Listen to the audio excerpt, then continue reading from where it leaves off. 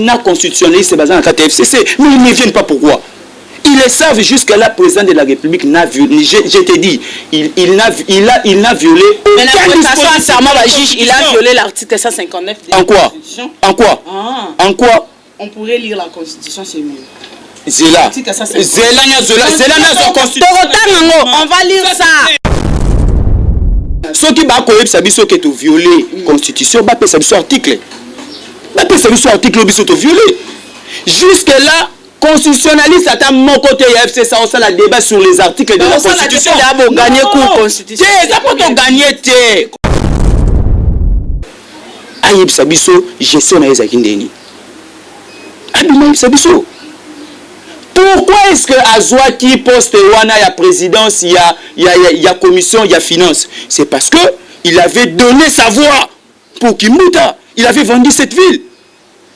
L'élo héritage Otozanango, c'est lui.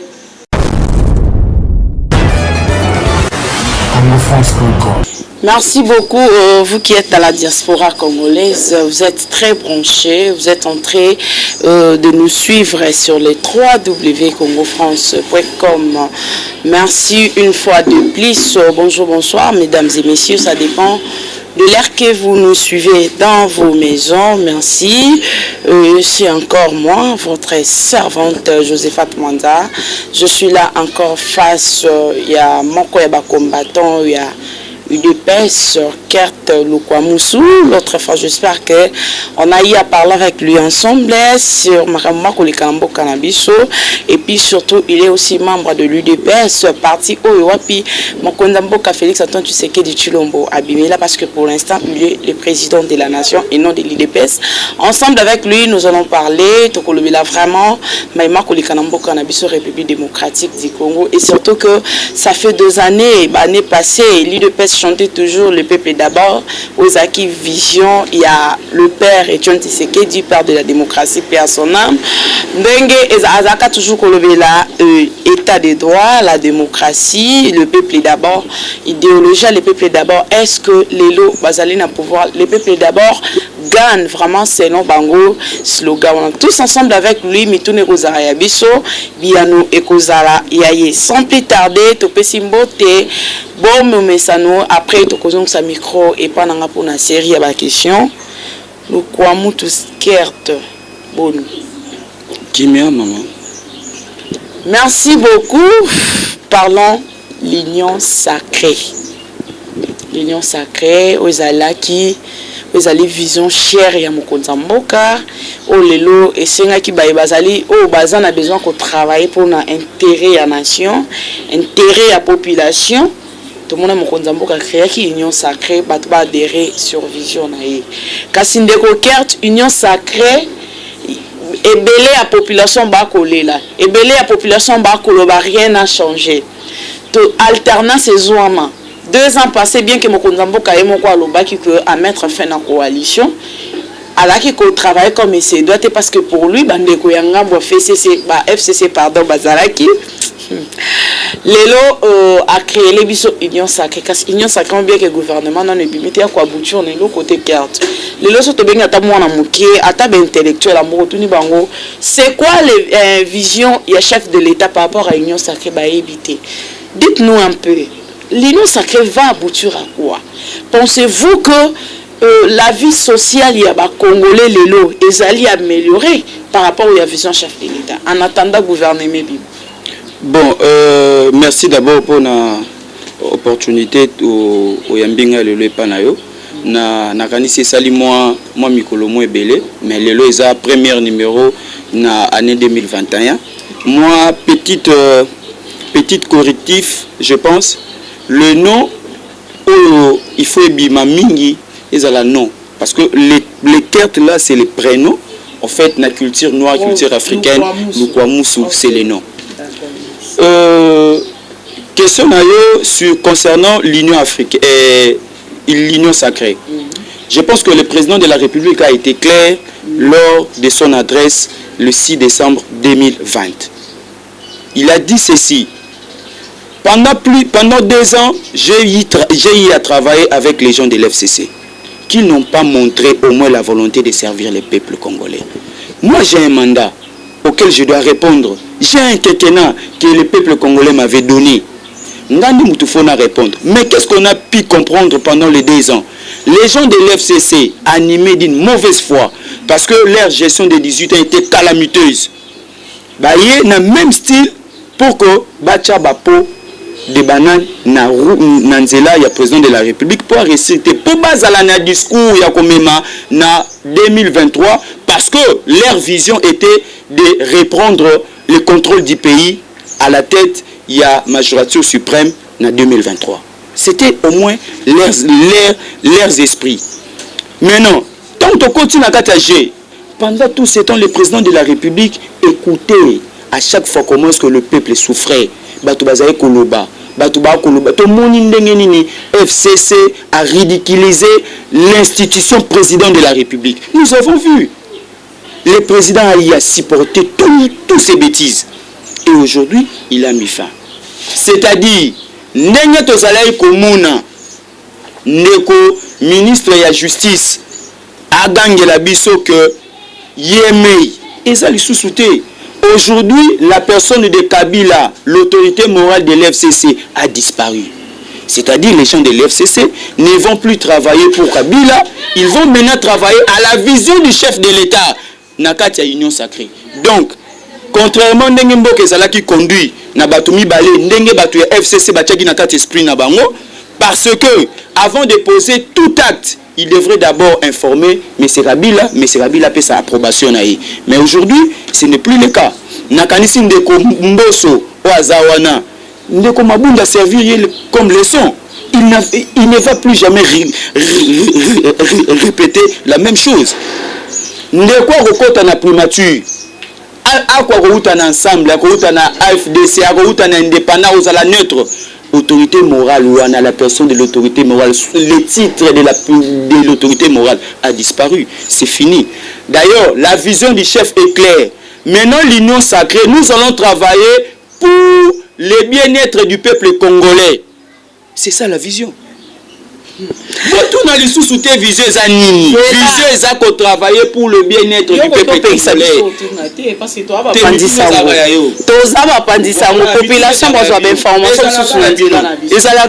Ok, merci. Tu as parlé de l'union sacrée. Tu as parlé que ta FCC travaille sur ce qu'on a intérêt. Il y a Kabila T, mais plutôt pour notre intérêt, il y a Mokonza Mboka, Makamamabunda, tout consort. Mais parlons un peu, s'il faut analyser, s'il faut encore faire des analyses. Est-ce que vous ne voyez pas que non, l'union sacrée, c'est en quelque sorte le plus dictature. C'est encore le MPR. Il y a le président Mobutu. Parce que va travailler sur vision en chef de l'État. On suppose que vous avez un mois à dire même si le chef de l'État place parce que faut adhérer à la vision Mokonza Mboka. Quelque part, moi, dictature monte, parce que tout le monde même sait que passé dans l'Assemblée nationale. Mbosso lui-même, organisateur, président bureau d'âge, organisateur à l'élection, président du bureau d'âge lui-même, les candidats uniques, lui-même tout consort. Donc, on a dit que exactement dictature, on n'a pas que Mokonzambo n'a pas le cas créer une stratégie afin de gagner majorité parlementaire. Attends le tour au télé, mais la Kabila, comme on est allé Kabila bis, c'est ça que Kabila a fait vers les années passées. Il y a un sous président qui se queda il sous ça la non, tu n'aurais jamais recompagné de Rabila Nandi Tshisekedi. Je parle pas qu'au balana. Moi, je parle de ce qui est passé vers les années passées.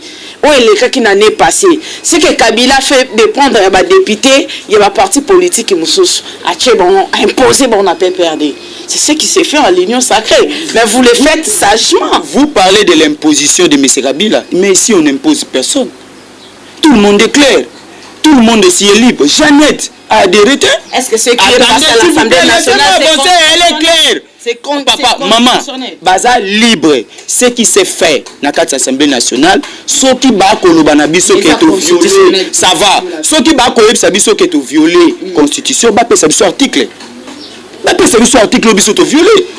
Jusque là, constitutionnaliste à mon côté FCC ça on la débat sur les articles de la constitution gagner cours constitution ça pour te gagner ça pour te gagner te pekisi débattre na kati ya itandoike to pekisi débattre na ba média qu'ils viennent ba ya matière na bango ba nango ozomona eza discours moko populiste jusque là ils sont tentés de continuer en fait eloko bango ba simbi ezanini tellement que bayebi ils avaient détruit le système éducatif Yamboka oyo ils savent que bato mayele topé bato batangi moi na lolenge ya moi bien na Congo bazate ils amènent leur discours là na média pour bato batangi bien te ba opé batangi te ba adhérer ba yebi ke na kata débat na bango na ba gagner te ba il a biso article ba na yebiso be mina constitutionnaliste bazana kata FCC mais ils ne viennent pas pourquoi.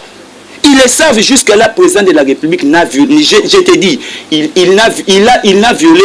Mais il a violé l'article 159 de la Constitution. En quoi En quoi on pourrait lire la Constitution, c'est mieux. Zéla. On va lire ça. Tokotangango kana na émission parce que on a encore du temps. On a encore du temps. On a pas question sur na carte FCC. Dans une carte FCC, je suis journaliste. Comment bien ce journaliste a posé question comment traiter un tendancier? Non, je ne suis pas tendancier moi. D'ailleurs, je soutiens. Na lobby bien que ça motuno zui. Na lobby te que oza motuno. Na zui motuno na FCCT, nazali mopandi sango. Na lobby total nazali mopandi sango. Na tanga article 150. 158 ou 150. Combien de combien d'articles? Je n'ai pas parlé de 150. Je n'ai pas parlé de 150. Lobby combien? Ok, continuons. Total à Simandeko, pardon. Total parce qu'il faut lire ça. Lobby n'a pas violé article. Papa, laisse-moi le temps, non? Mais tous les gens ont réponse sérieuse. Agitation, ma casse. Ok, répondre à Bissot. De violer à ta dispositif moroté à constitution jusque-là. Même les éminents professeurs constitutionnalistes de l'FCC le savent. Tant qu'il y a un débat, même il y a nomination, il y a magistrat, ils le savent qu'ils sont en train de taper à côté. Ils le savent. Qui nomme? Tout qui n'est même une loi, n'enge komami, sélection na bango n'enge salimaka. 3, bauti na kati Assemblée nationale. 3, bauti na kati ya nini o ya cour ya nini na bango ya ba magistrat ya magistrature. 3 bauti et pas président de la République. Bon, ce que yebisa ngai tango ba ko nommer ba ko sa mise en place. Biloko na bango na ya ba magistrat bango moko ba proposer ba kuta il y a des PV. Bango moko ba kutani na mokonza mboka. Ba pesi bango moko ba yebisi mokonza mboka a nommer place wana. Yebisa biso place nini biso to violer. À moins il n'y a ça les masoki mokonza mboka a nomma qui sans pour autant consulter bango. Mais bango bazaki consulter. Bazaki consulter mais tango ba bazaki consulter mais sous baboya qui pourquoi? Zela prestation ya serment ça les marandeni. Ba magistrat mi bali wana ba yaki na kata ba entraînement ils étaient là. Ba exercice c'est ça les ma et puis bandima qui effectivement place sengela na bango ba kende. Na cour de cassation bandima qui ko kende. Et le roni nisque ça là qui va changer. Parce que obédience na bango ba c'est ça ko zala ba magistrat ba ça et mboka ba koma ko salela kinga kati. Merci beaucoup de coquette. Parlons toujours Parlons alors le dossier. Il y a le Tomoki Balak, Bama Inabiso Bocéan Tozali Nango. Le lot est comme il faut à la division. Il faut pas de comme sous la carte Égypte. Entre temps, nous-mêmes, Bisomoko Bako le loco. Il y a des quartiers, des milliers qui sont un peu reculés, là-bas, pour souffrir. Régie des hommes et zalité, courir zalité. Quand c'est le mot qu'on a beaucoup de temps, on dit engagement. Il y a qu'on partager aux alliés océans, fleuve, nabiso. On fait que tout team de la bande de Rwanda. Vous trouvez ça? Est-ce que vous avez quand ça malam ou mon konzambo quand on fait décision en soi qui parce que ça qui manque un discours avant qu'il ne se rendre en Égypte. Et ça ezali kanisa malamu biso to saluer o personnellement ngana ça ezali malamu ko zo o ya biso ya mboka biso ko pesa bande ko mususu. OK tu réponds c'est ça nga ezali kanisa malamu oyo eza vinanga ngande na saluer yango na beteli maboko moko soit nae. Pourquoi? Parce que à la ligne où vont les choses. Ce qui te tikali na conception na biso ndenge to tikala keza ya biso. Ba obuto la biso ngo. Ba koki ko boto la biso. Non, tu comprends que le pays va mal. Na ko yebisa yo. Na olingana bando memayo. Na olingana bando memo. Mai wana. Surtout que même na ba traité ya ba Nations Unies. Na ba droits humains. C'est évident. Quand les gens souffrent, ils ont besoin de l'eau. Il faut traiter ça, il faut négocier ça. La pression, comme Idriss Déby l'avait fait l'autre fois, que je viendrai les prendre par force si vous ne voulez pas. Et tant qu'un pays, tant qu'une nation souverain, nous ne voulons pas ces discours. À peine 21e siècle, Idriss Déby ne pouvait jamais faire sortir ces discours-là. C'est ce que nous ne voulons pas. Mais nakata diplomatie, nous pouvons négocier. Ça peut aussi nous rapporter quelque chose. Ça c'est Nayoki déjà que même Israël est-ce qu'on va refuser? Non, je pense que non, nous devons discuter. Bon, Baya nakati toujours ya ndenge président Lobaka na toujours na vision ya gagnant to ya na 50-50 et puis on travaille. Car la vision ya gagnant. Nous savons tous que même Congo Brazzaville Nangambo, il bénéficie de notre énergie électrique. Dites-moi un peu, la ville province Kakaya Kinshasa, la commune Moko, au courant instable. Aujourd'hui, si vous dites que non, ils ont idée à Malam Toboïté. Mais toi et moi, nous savons bien, toi qui n'attends la commune, c'est la Pamba Bampasa, tu verras que les gens souffrent. Il n'y a pas de l'eau potable. Tu verras que il y a des forages, qui n'a même pas d'essence. Mais aujourd'hui, quand vous dites ça, quel sera alors l'intérêt quand on a bénéficié après ceux qui m'ont vu décision après ça? Qu'est-ce que les Congolais vont gagner? Qu'est-ce que les Congolais vont bénéficier? Parce que l'idée est que depuis la reine Kabila avait refusé, mais au moins le président Tshisekedi a accepté. Déjà, déjà le Congo Brazzaville concernant courant à Romana indépendant a bénéficié de ça et la courant à Yemoko. Ça c'est une information que je vous donne. Je ne suis pas sûr, mais c'est ce que je vous donne. Moi je vous livre cette information. Voilà. À Romana indépendant, à ça et la courant à Yemoko. Oh songelanga ça n'a problème te. Soko luke ngoziango kanisa ngai songelanga ika c'est ça problème te. Deuxièmement, oyebi que président a Koloba Tangaye a Lobanabiso que on a beaucoup travaillé pour les sous-sols. Président Basaro Kolobango a une politique au sol et zala likolo ya sous-sol. Mais tant a Koloba yango a lobiango pourquoi? Parce que Nakata ba sous-sol, on a vu des Congolais être martyrisés. Nakata mboka na biso moko. On a vu des Congolais être violés, être tués. Si qu'on lelo ceux qui te lobby, tout ça la makambuta mususu mai courant, autour nanga Congolais pour bénéficier nani. C'est ça ta question. Lelo Congo aza na incapacité ya ko mobiliser 10 milliards pour le budget. On a vu année oyo mokonza mboka tango aye bayebisi biso que budget et ozala il y a 12 milliards. Le lot souka to mobiliser combien? S'il faut to saler la biloko on a peut permettre biso na ba entrée. Est-ce que c'est mauvais? Il suffit seulement de canaliser les entrées. Ok, merci beaucoup. J'espère que Tokomo Manasuka poto chité mais Tokoki jamais ko chité boyé pour parler encore de l'actualité. Conférence de presse Martin Fayulu, le président national de l'ECD, honorable Martin Fayulu. Je vous salue en passant. L'honorable Martin Fayulu, le président national de l'ECD, les combattants, le soldat du peuple. Je vous salue en passant. Mais c'est carte. Martin Fayulu a lancé un discours, en fait pas discours plutôt, à l'Obaki devant la presse. Il s'est exprimé hier, concernant l'état de la nation. C'est pas aussi la première fois que Martin Fayulu a bien sa Pandisango, à l'Obela, au Kolekalamboka, mais Kasmingi, a bêta qui c'était na Makambo Toko l'Obela, union sacrée. à Bétissété, Martin Fayoulou, selon lui, que l'union sacrée est la deuxième grossesse FCC cash. Grossesse wana c'est un morceau Luka qui robota na césarienne et puis ça finira très mal. Ça n'engage que là ce sont des propos il y a Martin Fayoulou à l'obi grossesse wana ce qui le moins ça qui na césarienne. Kobota na yi ça finira mal. Il a poussé des arguments. Il a dit entre autres banana biso bakutanga te beaucoup pe sa raison mais l'église ça pour fonctionner. Par là il peut avoir raison. Mais moi, je ne lui donne pas raison parce que ses propos, ça n'engage que lui. Moi, je parle de l'éducation. Quelle est votre réaction? Bino Nangambo, surtout dans le cas de l'UDPS.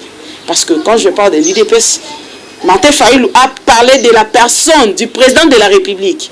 Alors, le président de la République, c'est un nakati à l'UDPS. À où est-ce que parti parti na UDPS parce que c'est l'UDPS qui le gère pour l'instant pour pouvoir les aider non au salle 37 en opposition. Qu'est-ce que vous pensez n'a pas propos Martin Fayoulou? Il a raison, il a tort. Prouvez-nous avec des arguments forts pour tous à convaincre ngai naba internautes stopper ba téléspectateurs au bakulanda biso la diaspora.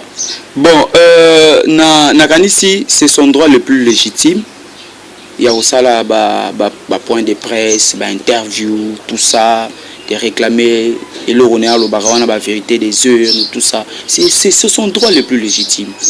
Nous sommes en démocratie, Bissoto Prona qui bat valeur l'état du droit, il est libre de ce qu'il est, de dire ce qu'il veut, ce qu'il pense. Ce n'est pas notre problème. Non, ce n'est pas notre problème. Mais il nous remonte encore, nous avons un politicien congolais, c'est que les gens ne sont pas constants. Ils ne savent pas que le temps nous rattrape. C'est ça leur problème. C'est le point de presse. Martin Fayoulou, il nous dit que réellement aujourd'hui, c'est Kagame qui dirige le pays.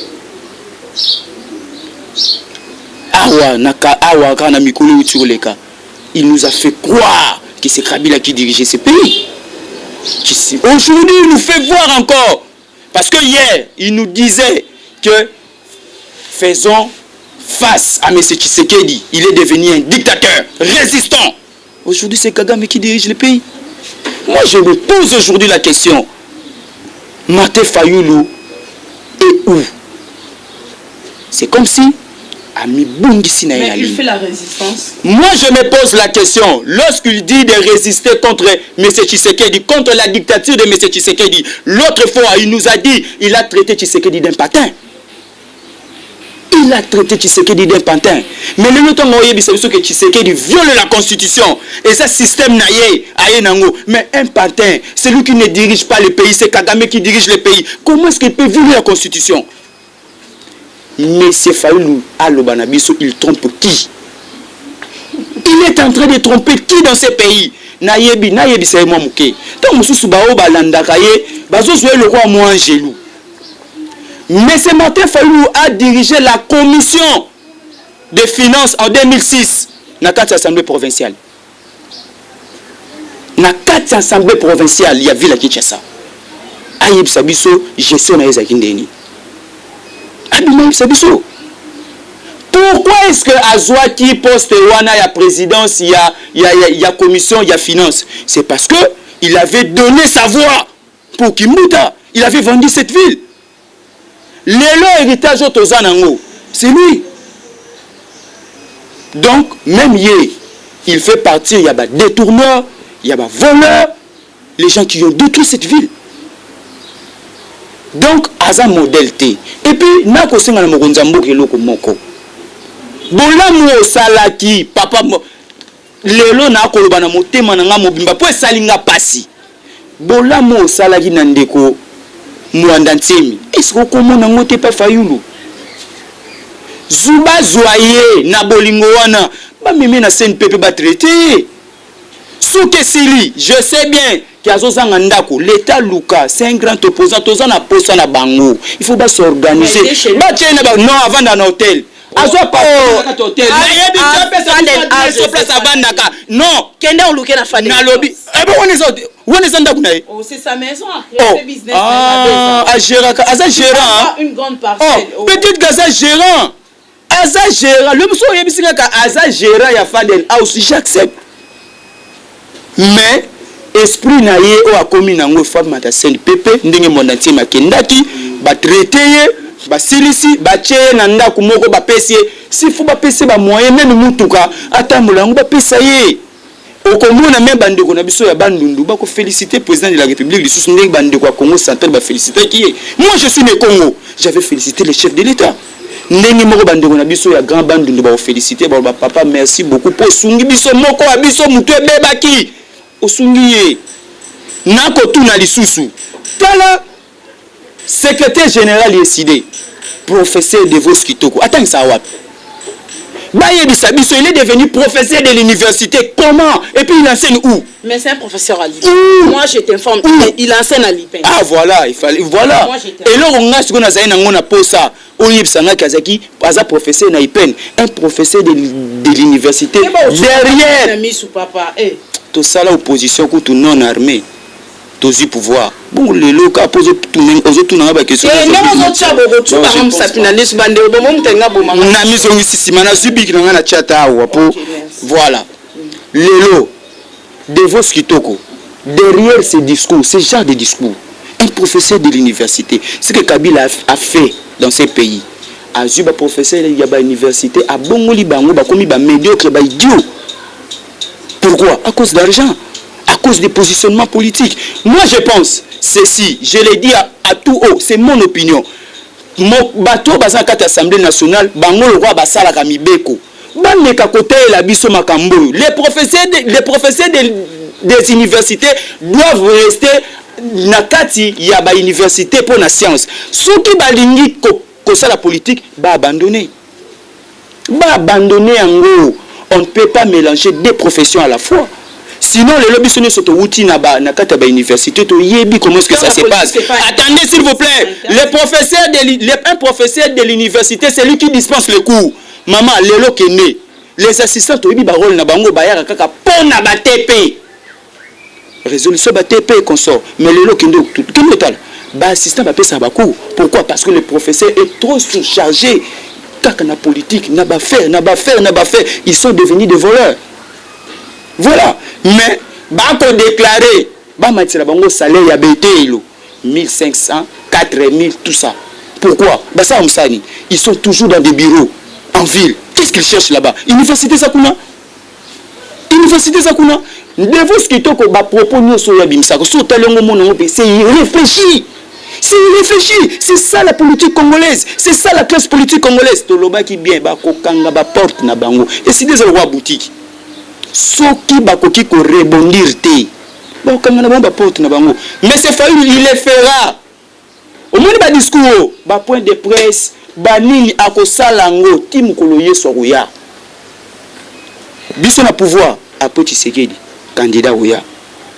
Na musalo Tshisekedi osala. Congolais on peut ça sous confiance mususu candidat IDPS ça oya susu bon ça les lotés social ba congolais kolena kolelo vie sociale yo betelinga social bilan déjà il est changé bilan déjà faut qu'il faut présent reconnaître na déjà il n'a rien fait nous siko bo beta naib ça ko chaque fois surtout kuteninga na yo na kate tando iki ko betela socialité je suis bien outillé pour na ko répondre na kate makambo. Moi je suis économiste de formation. Maman, quand vous me faites sortir de tels propos, mais moi, au fait, na c'est qui? Au fait, nous sommes là, je suis là, non, je n'ai pas dit ça. Na lobby peut-être que le président a sali koleka. Sinon, son na lobby en haut, c'est là. Surtout son na lobby en haut. Non, ça qui déjà ce n'est pas la logique. Ce n'est pas la logique. Bissoto Zali n'a pouvoir pendant 2 ans. On a milité, on a lutté pendant 37 ans. C'est la démocratie. Je vais te dire une chose. Mokonzamboka le 13 décembre 2019, il a déclaré l'année 2020 comme l'année de l'action. Qu'est-ce qui se passe? En 2020, comme Balobaka l'homme propose, Dieu dispose. Ce qui nous arrive, c'est la pandémie. La pandémie nous arrive et si Makambounion soit mokili et comme ils sont ralenti. C'est ce qu'on a appelé les ralentissements économiques. Merci. Avancer. On a plus de temps. Oui, c'est mieux. Je m'arrête par là. On s'arrête par là. Merci beaucoup. On a plus du temps. La télévision se l'étend. Merci beaucoup. Vous qui nous ont suivis partout dans le monde entier. Merci vraiment. Confiance. Merci à l'équipe technique il y a Congo France. Pourquoi pas à Onésime Canardo qui était derrière la caméra. Mais c'est Kurt. Nini Bakongola Lukwamusu Kurt. Voilà. Papa Lukwamusu, merci beaucoup. Mot de la fin et puis le numéro à téléphone pour notre bateau. Bazane a besoin peut-être de recontacter. Peut-être n'a besoin de solo. Si tu peux donner ton numéro de téléphone et puis n'a raison de pas dans potochité.